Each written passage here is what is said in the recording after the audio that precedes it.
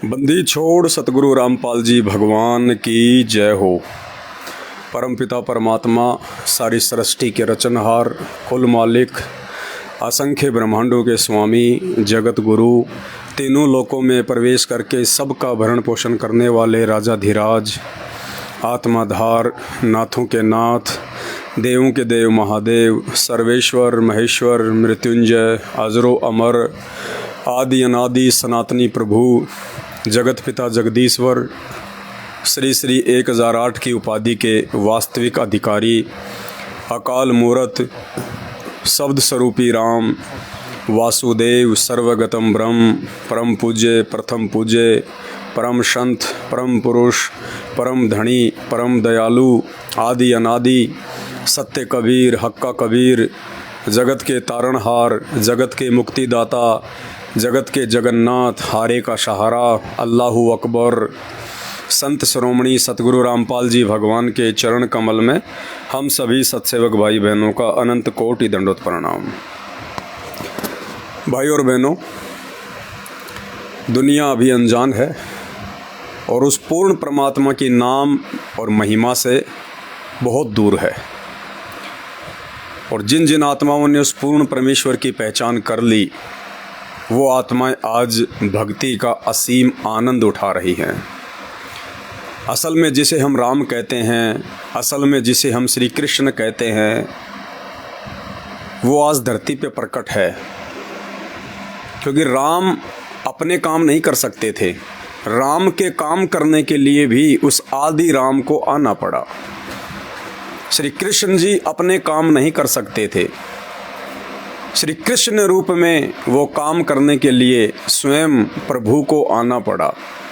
वो प्रभु कौन है, कैसा है, कहाँ है, कैसे वो प्रभु अपने बच्चे श्री राम और श्री कृष्ण और 33 करोड़ देवी देवताओं समेत ब्रह्मा विष्णु महेश के भी कार्य संभालता है, उनके भी काज सारता है, उनके भी संकटों का मोचन करता है। उस परमेश्वर की पूर्ण और यथार्थ जानकारी के लिए जब तक आप लोग यूट्यूब पे जाके संत रामपाल जी भगवान के सत्संग नहीं सुनेंगे, और एक सृष्टि रचना उनका पार्ट है, सृष्टि रचना संत रामपाल जी महाराज, जब तक आप यूट्यूब पे सृष्टि रचना नहीं सुनेंगे, अध्यात्म के विषय में आप कुछ भी नहीं जान पाएंगे और आप उस परमेश्वर से वंचित रह जाएंगे जो पूर्ण परमेश्वर, पूर्ण मोक्षदाता आज इस धरती पर 8 सितंबर 1951 से हरियाणा में प्रकट है। 8 सितंबर को जिनका प्रकट दिवस है, भाई और बहनों, कहते हैं मासा घटे ना तिल बधे, विधाता लिखे जो लेख, साचा सतगुरु मेट कर ऊपर मारे मेघ।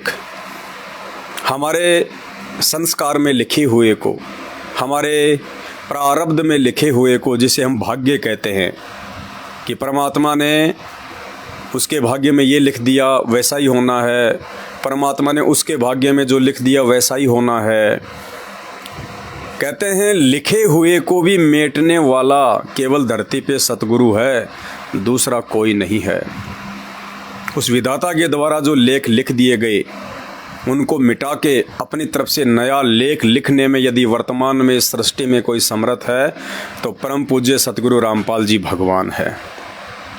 और आज आपको एक छोटा सा उदाहरण, हालांकि ये कोई बड़ी बात नहीं है, ये तो बहुत छोटी बात है उस परमेश्वर की महिमा में। आज से पहले ना जाने उस परमेश्वर ने इस पृथ्वी पे प्रकट होके एक लीला करके, और सन 1994 से उन्होंने अपना यथार्थ 13वां कबीर पंथ शुरू किया। संत रामपाल जी भगवान ने स्वयं ये कबीर परमात्मा हैं, परमेश्वर हैं। 1994 से इन्होंने अपना यथार्थ 13वां कबीर पंथ शुरू किया, और उसके बाद से एक नहीं, दो नहीं, 100 नहीं, 1000 नहीं, लाखों आत्माओं को परमेश्वर ने नया जीवन दिया है भक्ति के लिए। जिनकी जीवन रेखाएं समाप्त हो चुकी थी, परमेश्वर ने उनको नया जीवन दिया अपनी भक्ति से, अपने आशीर्वाद से। लाखों का परमेश्वर ने निःशुल्क, बिना किसी गोली दवाई के, बिना किसी ऑपरेशन के, अपने आशीर्वाद मात्र से कैंसर जैसे भयानक रोग ठीक किए, एड्स जैसे रोग ठीक किए, जिनकी आर्थिक स्थिति पाताल में जा चुकी थी। और जब से उन आत्माओं ने सतगुरु रामपाल जी भगवान से नाम दीक्षा ली, उनके सत्संग सुनने प्रारंभ किए, उसी दिन से परमेश्वर ने उनके घर में चार चांद लगा दिए। तो इस परमात्मा की जितनी महिमा करें उतनी कम है। लाखों को परमात्मा ने जीवन दान दिया है जिनकी आयु समाप्त हो चुकी थी। आज हमारे साथ में हमारे एक भगत भाई बैठे हुए हैं और इनके बेटे को, जो कि मर चुका था, पानी में डूब चुका था, छोटा बच्चा था, जल से भरी हुई नाली में गिर गया। घर वालों ने बहुत देर बाद संभाला, तब तक बच्चा डूब के मर के पानी के ऊपर आ गया था। और किस प्रकार से फिर उसकी माता ने, जो कि सतगुरु रामपाल जी भगवान की शिष्या है, उस बच्चे को दरबार में लिटाकर प्रभु से प्रार्थना की और परमेश्वर ने बच्चे को जीवित कर दिया। वहाँ डॉक्टर भी थे, वहाँ गांव वाले भी थे, सब ने देखा और इस अद्भुत चमत्कार को देख के सभी ने परमेश्वर को नमन किया। सन 2020 से ये सतगुरु रामपाल जी भगवान से जुड़े हैं और जैसे ही इनको साध संगति का पता चला कि सतगुरु रामपाल जी भगवान के मार्ग में दो पंथ हैं। एक पंथ उनका परिवार, जिसे सतलोक आश्रम मैनेजमेंट हरियाणा कहा जाता है, वो लोग संचालित करते हैं और वो लोग मर्यादाओं में नहीं रहते, मर्यादाओं में नहीं चलते। वो लोग सारे के सारे कर्म सतगुरु रामपाल जी भगवान के ज्ञान के विरुद्ध करते हैं।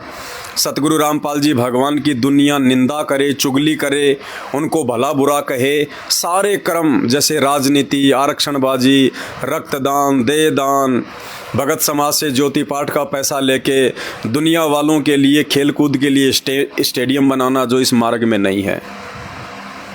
इन आश्रमों में करोड़ों रुपया इन्होंने जो है पत्थरों में बर्बाद करवा दिया। यानी सारे उल्टे कर्म, जिन कर्मों के करने से परमेश्वर नाराज होते हैं, जो इस मार्ग में नहीं है। हमें दुनिया को प्रसन्न नहीं करना, हमने परमात्मा को प्रसन्न करना है और परमात्मा उन्हीं कर्मों से प्रसन्न होंगे जो कर्म करने के लिए परमेश्वर ने हमें कहा है।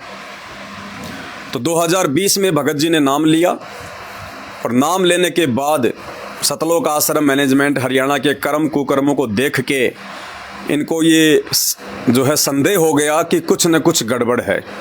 परमात्मा ने दया करी, इनके पास साध संगति के वीडियो आने लगे, यानी मुझ पवन दास के वीडियो इनके मोबाइल पे आने लगे। इन्होंने वीडियो को बहुत ही गंभीरता से लिया, ध्यानपूर्वक सुना, सब कुछ इनकी समझ में आ गया।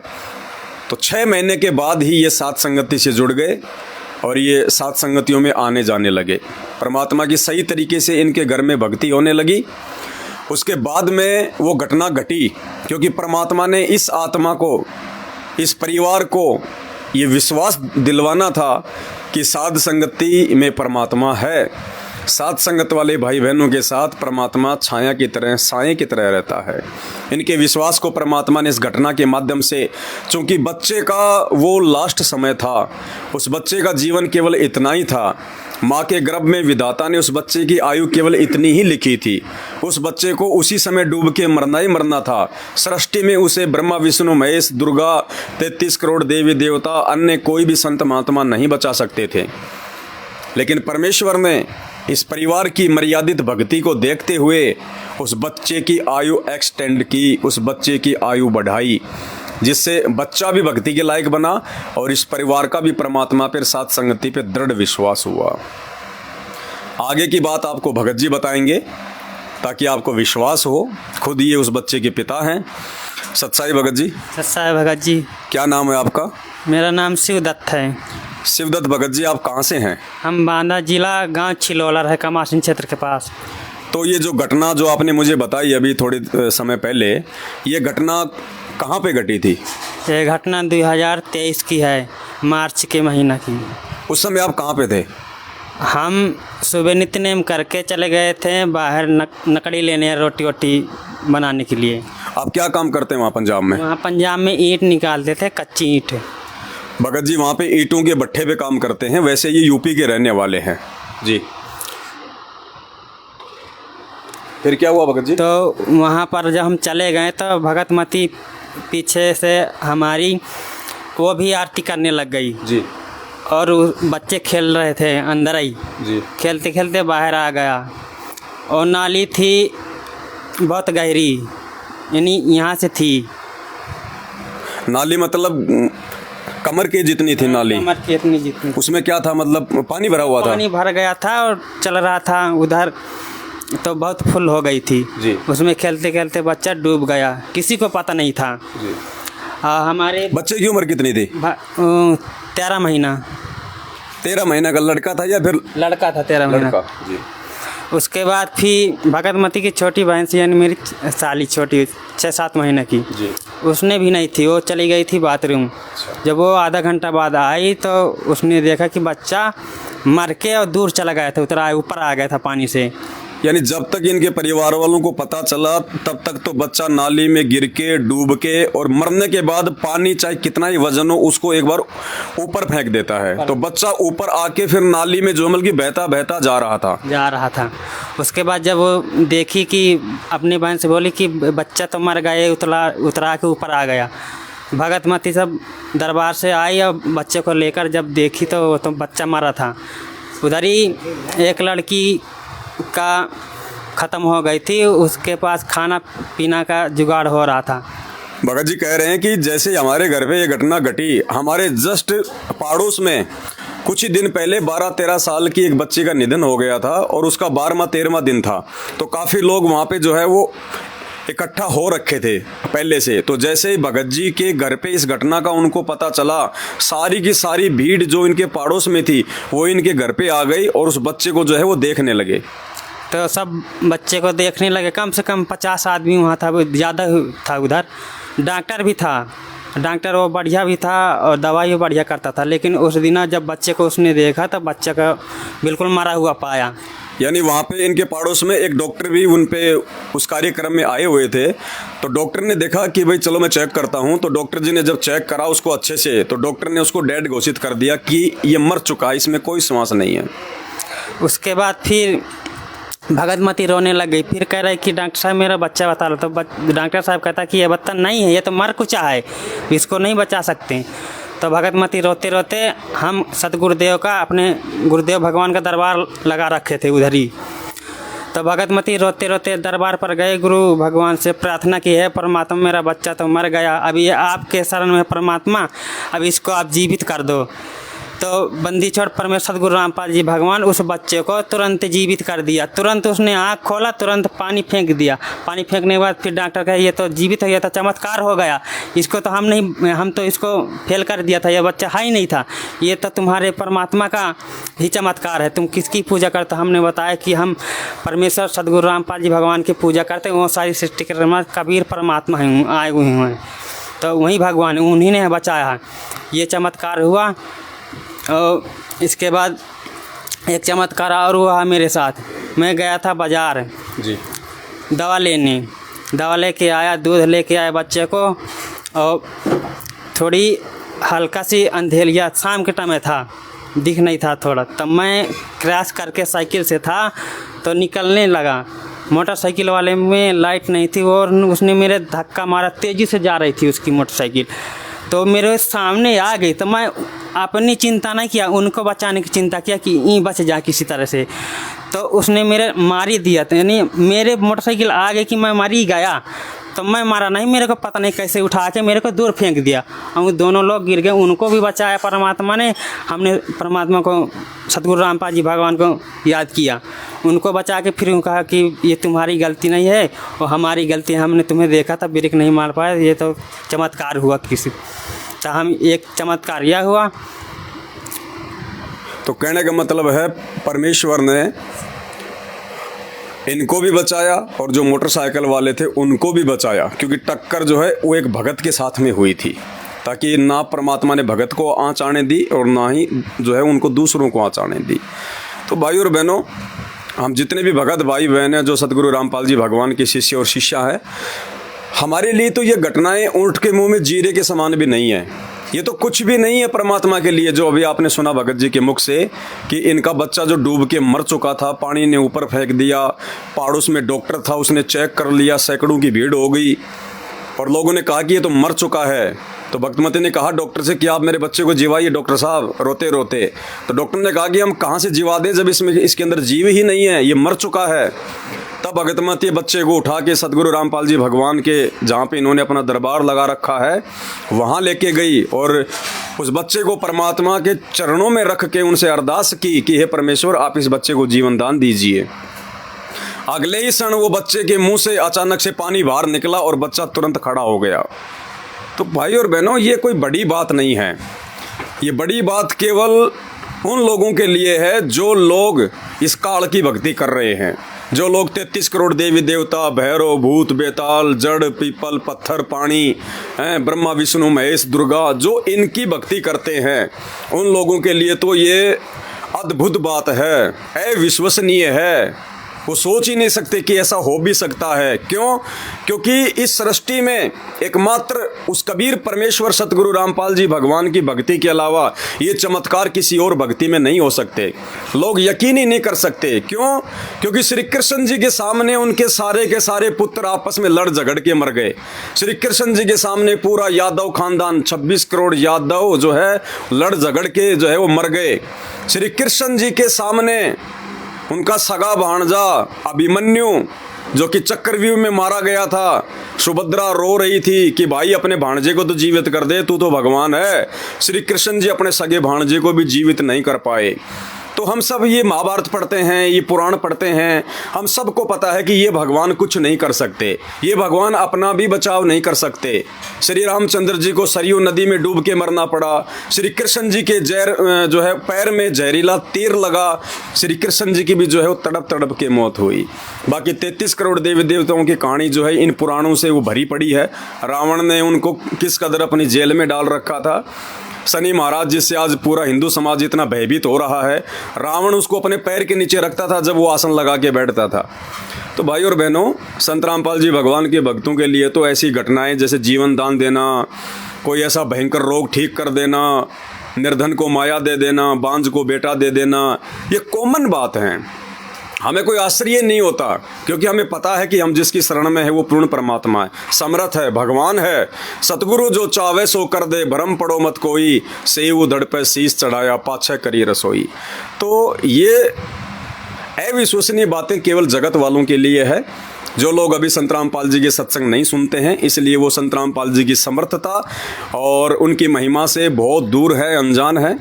तो मैं प्रार्थना करूंगा अपने सभी भगत भाई बहनों से, जो भी मेरे जगत वाले भाई बहन हैं, जो मेरे फेसबुक पेज पवन दास इस लाइव से जुड़े हुए हैं, आप संत रामपाल जी के सत्संग सुनना शुरू कीजिए। आप ये ना देखिए वे जेल में बैठे हैं, उन्होंने क्या किया, उन्होंने क्या नहीं किया। वो परमात्मा है, वो सब कुछ कर सकता है और वो कुछ भी नहीं कर सकता। सब कुछ है। जितने भी आरोप उन पे लगे हुए हैं वो झूठे हैं, सारे के सारे। और बहुत सारे लोगों को तो यही नहीं पता कि उन पे आरोप क्या लगे हुए हैं। कई तो वैसे अपनी जुबान को गंदी कर लेते हैं उनकी निंदा चुगली करके कि उन पे बलात्कार का मुकदमा है, बलात्कार का मुकदमा है। अरे ये परमात्मा है, ये सभी आत्माओं का बाप है, ये हमारा भी पिता है, आपका भी पिता है। और एक बाप अपनी बेटी के साथ ऐसा नहीं करता। जगत वाले तो लाख कर दें, लेकिन ये परमेश्वर है, ये आत्मा का पिता है। ऐसा कोई आरोप संत रामपाल जी पे नहीं है। जितने भी आरोप उन पे लगे हुए हैं वे सारे के सारे आरोप बेबुनियाद हैं। उन आरोपों का दोषी सतलोक आश्रम मैनेजमेंट हरियाणा है। संत रामपाल जी का बेटा, बेटी, जवाई, भाई, बंधु, रिश्तेदार, ये लोग हैं। इन लोगों की मनमानी हरकतों के कारण ये बरवाला कांड हुआ। संत रामपाल जी को इशार की तारीखों पे नहीं जाने दिया। और संत रामपाल जी ने क्यों ज़बरदस्ती नहीं की, इसके पीछे एक बहुत गहरा रीजन है। ये आपको उस समय समझ में आएगा जब पहले आपको संत रामपाल जी समझ में आएंगे, क्योंकि ये भक्ति मार्ग संत रामपाल जी का आगामी समय में पूरी दुनिया में चलेगा। संत रामपाल जी के अलावा दूसरा धरती पे कोई संत नहीं रहेगा। संत रामपाल जी के अलावा धरती पे दूसरा कोई जो है भगवान नहीं रहेगा। और संत रामपाल जी के इस मार्ग के अलावा दूसरा कोई भक्ति मार्ग नहीं रहेगा। और 1000 साल तक ये मार्ग चलेगा।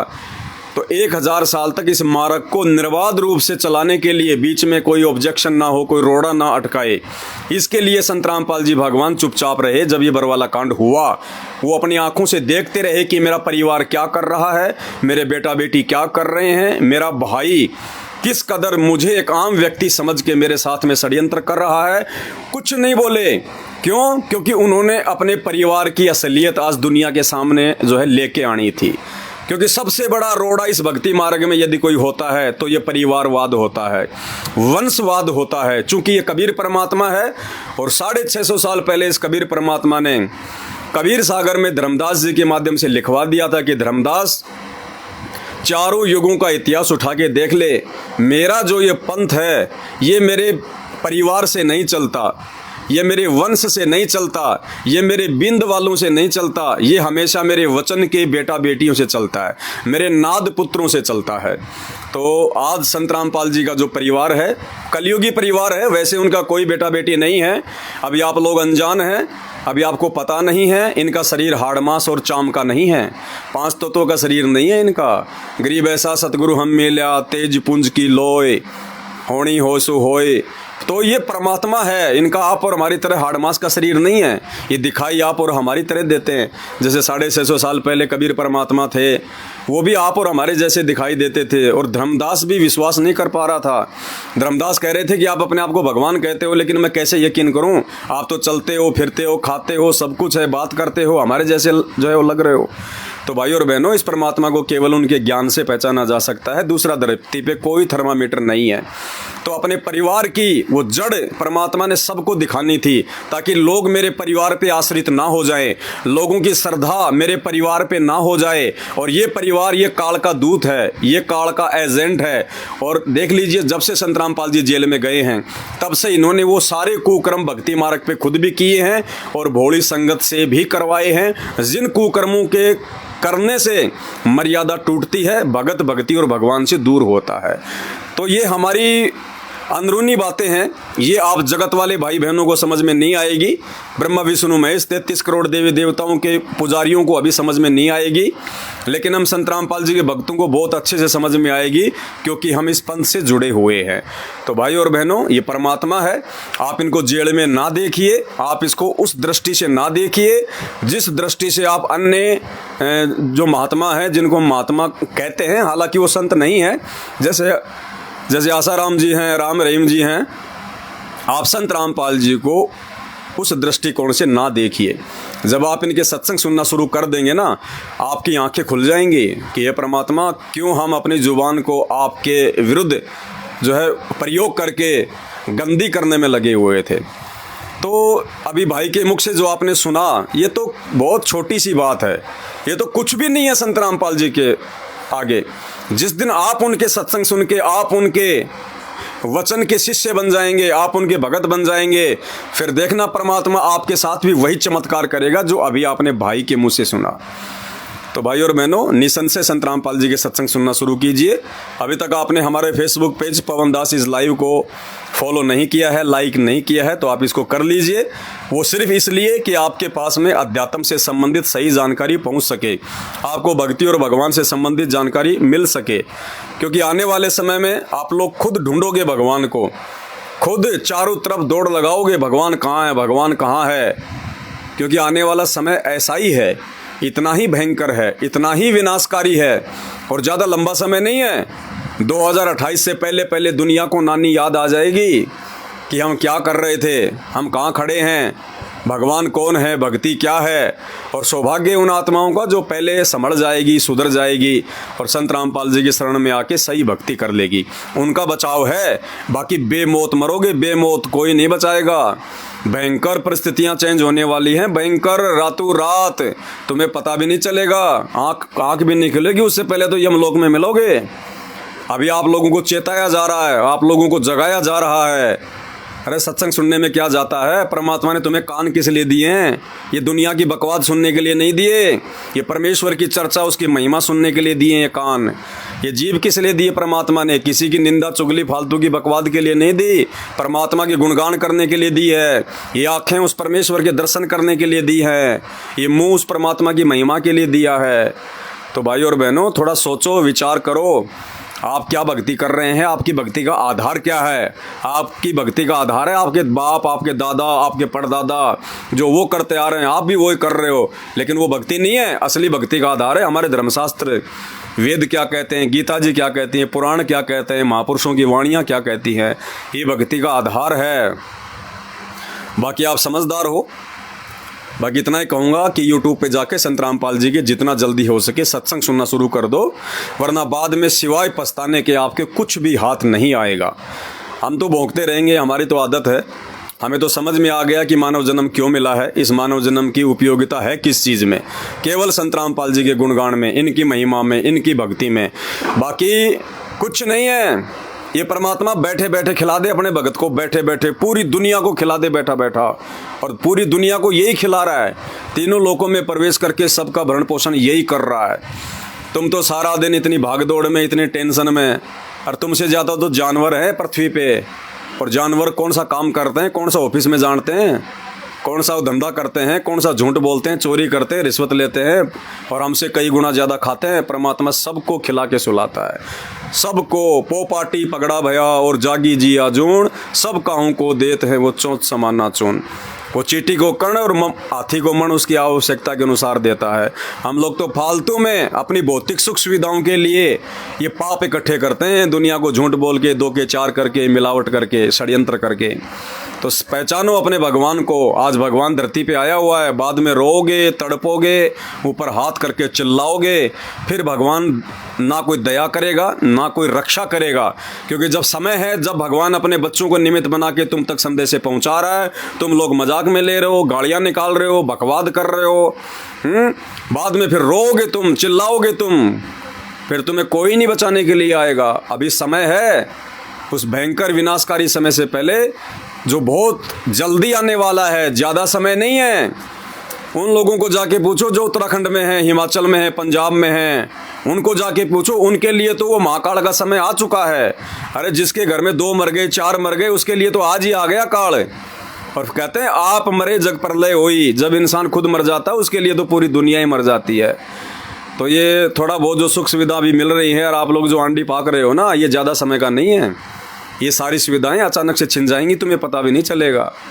और अगर लगातार ये सारी सुविधा चाहिए, भगवान चाहिए, सुख चाहिए। अविदास को सपना आया था परसों कि जैसे जयपुर में भयंकर भूकंप आया, भयंकर, बिल्कुल ऐसे जैसे पटाखे छूटते हैं ना दीपावली के समय, ऐसे बिल्कुल धरती हिल रही है, और दास जो है नाच रहा है खुशी के मारे। क्यों? अब आप लोग तो गालियाँ निकालोगे कि भाई लोग मर रहे हैं और ये हंस रहा है नालायक। मैं हंस इसलिए रहा हूँ कि उस विनाश के बाद ही मेरा गुरु आएगा, उस महाविनाश के बाद ही वो परमात्मा हिसार जेल से आएगा, उससे पहले नहीं आने वाला। तो दुनिया तो मरेगी, वो तो अपने कर्मों से मरेगी। रोज मर रही है, लाखों मर रहे हैं, मैं थोड़ी मार रहा हूँ। जैसे उनके कुकर्म है वैसे वो मरेंगे, ना मैं रोक सकता ना मैं मार सकता। मुझे तो खुशी इस बात की थी कि परमात्मा इस भूकंप को और थोड़ा सा तेज कर, जितना जल्दी विनाश होगा उतना जल्दी आप हिसार जेल से बाहर आओगे, अपने बच्चों को दर्शन दोगे। आप इस कलयुग में सतयुग की जो है वो शुरुआत होगी। जितनी भी ये दुष्ट आत्माएं हैं जो आज भक्ति और भगवान को नहीं पहचान रही, ये इनका खात्मा हो जितना जल्दी हो सके उतना, ताकि हम सुख शांति से हम भक्ति करें, आपकी स्तुति करें, आपका हम गुणगान करें। तो उस विनाशकारी समय में संत रामपाल जी के भगत तो ऐसे हर्षो उल्लास से रहेंगे, उनको डर नहीं होगा कि भूकंप आ गया, मकान गिरेगा, बिजली गिरेगी, बाढ़ आ गई। वो संत रामपाल जी, वो परमेश्वर, बाढ़ क्या, चाहे बाढ़ का बाप क्यों ना आ जाए, पूरी दुनिया डूब जाएगी, लेकिन संत रामपाल जी के भगत पानी के ऊपर रहेंगे। जैसे नौका जो है समुद्र के ऊपर चलती है, ऐसे संत रामपाल जी अपने भगत को रखेंगे। आग में संत रामपाल जी के भगत का कुछ नहीं बिगड़ सकता। जहर अग्नि तन निकट न आवे, दूरी जात रंगावे। और परमेश्वर कहते हैं, कहे कबीर शरण गहे मेरी, हो रक्षा जल थल की। जल में और थल में परमात्मा दोनों जगह अपने भगत की रक्षा करेगा। लेकिन कौन से भगत की? जो संत रामपाल जी को भगवान मानेगा, उनकी प्रत्येक मर्यादा में रहेगा। एक समय काल भगवान ने कहा था परमात्मा से, वर्तमान समय के लिए उसने कहा था कि धर अंबर सब जाएंगे और विनसेंगे कैलाश, एकम एका होएगा तब कहाँ रहेंगे तेरे दास। संत रामपाल जी को उस काल भगवान ने कहा कि एक समय ऐसा आएगा इस पृथ्वी पे जब पाप बढ़ जाएगा, अधर्म बढ़ जाएगा, तो उन्हीं जीवों के जो है वो कर्मों के आधार से बाढ़ आएंगी, भूकंप आएंगी, पृथ्वी इधर उधर हो जाएगी, पता नहीं कैसी कैसी आपत्ति आएंगी, दुनिया में त्राही त्राही मचेंगी। उस समय जो है तेरे भक्तों का क्या होगा? उस समय जो है कौन संभालेगा तेरे भक्तों को? तो सतगुरु रामपाल जी भगवान ने कहा था कि धर अंबर सब जान दे और विनसन दे कैलाश, एकम एका होने दे, मेरे आश्रय रहेंगे मेरे दास। परमात्मा ने कहा कि मेरे भगत, वो मर्यादित भगत, दान धर्म के सहारे, और जो उनके जो शुभ कर्म होंगे, जो भक्ति वो करेंगे, जो आरती मंत्र वो कर रहे हैं, उनका इतना भक्ति धन इकट्ठा हो रहा है, वो मेरे भगत, उस समय विनाश के समय उन भक्तों को मैं अपनी जो है पलकों पे रखूंगा। सारी दुनिया का सर्वनाश हो जाएगा लेकिन मेरे भक्तों का कोई बाढ़ बाका नहीं कर पाएगा। तो भाई और बहनों, वो जो समय था वो आज है, जो आने वाले थोड़े समय में जो घटित होने वाला है। आज सब लोगों को ये मजाक लग रहा होगा कि सब बकवाद है, कुछ नहीं होने वाला, दुनिया ऐसे खा रही है पी रही है, ऐसे होता रहता है, कुछ नहीं होता। अभी देखना थोड़े समय बाद में अब जो होगा वो होगा जो आज से पहले नहीं हुआ होगा, जिसकी कभी किसी ने जो है वो कल्पना नहीं की होगी, वो होगा। और उस समय तुम्हारे ये देवी देवता ब्रह्मा विष्णु महेश 33 करोड़ भैरव भूत बेताल हैं, ये पीपल बरगद सांप जिनको तुम पूजते हो, ये सब लुप्त हो जाएंगे, लुप्त। अरे हिमाचल और उत्तराखंड को तो देवभूमि कहा जाता है। जब ये बाढ़ आई, वहां पे पहाड़ के पहाड़ गिर रहे हैं, लोगों के घर डूब रहे हैं, तब एक भी देवी देवता निकल के सामने नहीं आया कि हमारे भक्तों का क्या हो गया। तो भाई और बहनों, परमात्मा कहते हैं पत्थर पूजे हरी मिले तो मैं पूजू पहाड़, इससे तो चाकी भली जो पीस खाए संसार। इन पत्थरों से बाहर निकलो और जो असली परमात्मा धरती पे प्रकट है संत रामपाल जी, इनके सत्संग सुनो। इनके सत्संग सुनने से ही तुम्हारा भला होगा, तुम्हारा बेड़ा पार होगा। दूसरा धरती पे कोई तरीका नहीं है, ना सुख प्राप्ति का ना मोक्ष प्राप्ति का। बाकी समय समय पे आपको चेताते रहेंगे, बताते रहेंगे। जो अच्छी आत्मा होंगी, जो अधिकारी आत्मा होंगी, वो संत रामपाल जी के सत्संग सुनना शुरू कर देंगे। उस विनाशकारी समय में अपनी जो है वो कमर तोड़वाने से वो बचेगी। और बाकी भाई जिसके जैसे कर्म वैसा अपना पाएगा। राम किसी को मारे नहीं, मारे तो हत्यारा राम, अपने आप ही मर जाएंगे कर कर खोटे काम। तो भक्ति को समझो, भगवान को समझो, और ये समझ में आएंगे केवल संत रामपाल जी के सत्संगों से दूसरा धरती में कोई तरीका नहीं है। आज के लिए इतना ही, फिर समय समय पे लाइव आते रहेंगे। बंदी छोड़ सतगुरु रामपाल जी भगवान की जय हो।